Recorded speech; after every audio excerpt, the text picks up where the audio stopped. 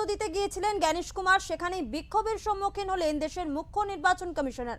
Go back slogan বিক্ষোভের পর পুজো দিয়ে বেরিয়ে সকলের মঙ্গল কামনা করে মুখ্য নির্বাচন কমিশনার বলেন, জয় হিন্দ জয় ভারত। সমালোচকদের মতে বাংলার মুখ্যমন্ত্রী বারবার অভিযোগ করেছেন কেন্দ্রের অঙ্গুলি হেলনেই কাজ করছেন জ্ঞানেশ কুমার। সোমবার পদ্ম শিবিরের নেতা মন্ত্রীদের ধাঁচে জয় হিন্দ জয় ভারত বলেছেন, তা নজরে পড়েছে ওয়াকিবহল মহলের। রবিবার রাতে কলকাতায় এসেছেন মুখ্য নির্বাচন কমিশনার জ্ঞানেশ কুমার সহ কমিশনের ফুল বেঞ্চ। সোম এবং মঙ্গলবার টানা বৈঠক। রবিবার শহরে পৌঁছানোর পরই এক প্রস্থ বিক্ষোভের মুখে পড়তে হয় জ্ঞানেশ কুমারকে।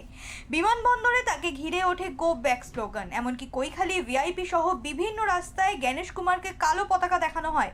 রাজারহাটের যে হোটেলে রয়েছেন মুখ্য নির্বাচন কমিশনার, সেখানেও বিক্ষোভ হয়। সোমবার সকালে কালীঘাটে মন্দিরে পুজো দিতে গিয়েছিলেন জ্ঞানেশ কুমার। সেখানেই বিক্ষোভের সম্মুখীন হলেন দেশের মুখ্য নির্বাচন কমিশনার।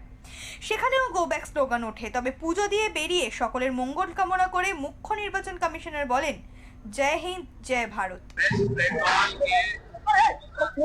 सभी भाई बहनों को मेरा नमस्कार। काली माँ सभी को भालो रखे। जय भारत जय हिंद। পদ্ম শিবিরের নেতা মন্ত্রীদের ধাঁচে জয় হিন্দ জয় ভারত বলেছেন, তা নজরে পড়েছে ওয়াকিবহল মহলের। দেশের মুখ্য নির্বাচন কমিশনার কি কোনো দল ঘেঁষা হতে পারেন, তা নিয়ে প্রশ্ন উঠছে।